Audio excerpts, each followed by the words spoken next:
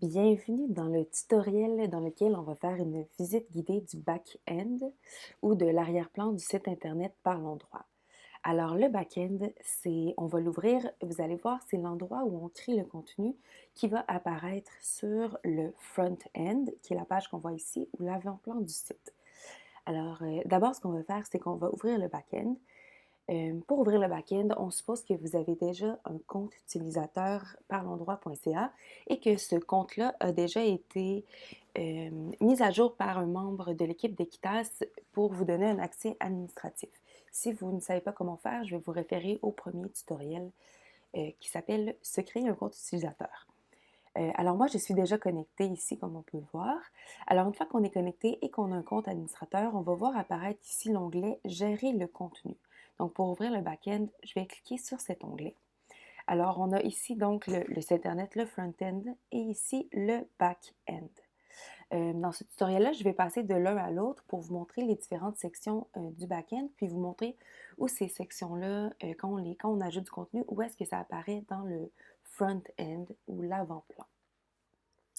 Alors d'abord, la première section ici, le premier onglet qu'on a dans le back-end s'appelle le tableau de bord. Dans le tableau de bord, on a deux choses. D'abord, on a les entrées récentes. Ça, c'est une petite fenêtre qui nous donne un aperçu de toutes les dernières publications qui ont été faites sur le site. Ensuite, on a la deuxième fenêtre qui s'appelle Craft News. Craft, c'est le logiciel qui permet de concevoir le site. Donc, dans cette fenêtre-là, on voit des nouvelles du site Craft, donc ça, on s'en occupe pas vraiment.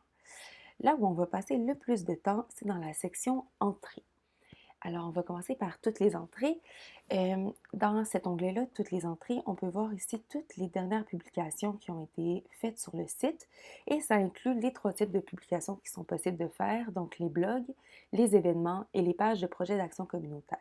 Donc, dans cette page-là, on peut vraiment voir donc c'est quoi le type d'entrée, la date de mise à jour et puis l'auteur. Règle générale, on ne va pas toucher au contenu qui a été fait par une autre personne. On essaie de vraiment se limiter au contenu qui a été fait par nous ou par notre groupe. Alors, le premier type de contenu, c'est le blog. Alors, pour créer un blog, ce qu'on ferait, c'est qu'on irait donc dans cette section blog et on cliquerait sur Nouvelle entrée blog. Ça, on va le voir dans un prochain tutoriel, donc de comment vraiment créer un blog. Donc, je ne vais pas cliquer. Ce que je peux vous montrer, par exemple, c'est que les blogs ici, quand on est sur l'avant-plan du site Internet, les blogs apparaissent dans la section Nouvelles. Donc, si on descend ici, on voit vraiment les derniers blogs qui ont été créés par Equitas et par des partenaires. Puis, on peut voir les blogs antérieurs sont toujours classés par ordre chronologique. On retourne dans le back-end. On va aller dans la section événements. Donc, même chose ici. Si on voulait créer un événement sur le site, on irait dans la section événements, puis on cliquerait sur nouvelle entrée. Et les événements apparaissent sans grande surprise sous l'onglet événements dans le front-end. Là, présentement, comme vous pouvez voir, on n'a pas d'événements qui sont soit en cours, soit ultérieurs, donc à venir. Donc, il n'y a rien qui apparaît sur cette page. Par exemple, on peut toujours cliquer sur événements passés, puis tous les événements qui ont eu lieu dans le passé sont toujours conservés ici dans cette page. Ensuite, on retourne dans le back-end et on a la dernière section, la section projet d'action communautaire. Donc, c'est par ici qu'on passerait pour créer une page de projet d'action communautaire, qui est une page que vous allez créer dans votre groupe pour vous présenter un petit peu et puis parler du projet que vous allez créer. Donc, même chose, on cliquerait sur Nouvelle entrée. Et puis, cette page de projet va apparaître dans la section Projet. Ici, on descend un petit peu et voilà, on a tous les projets qui ont été créés jusqu'à ce jour. On peut retrouver les projets en les filtrant par thème, thématique, thème tactique ou province. On va tout expliquer ça dans les prochains tutoriels. Alors, si on retourne dans le back-end, ensuite, on a la section ressources.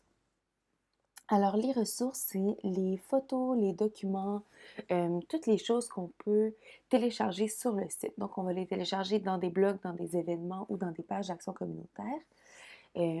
Mais pour ajouter des photos ou des documents à télécharger, il faut d'abord les downloader ou les télécharger sur le site Internet. Puis c'est ici qu'on pourrait retrouver toute cette liste de photos-là.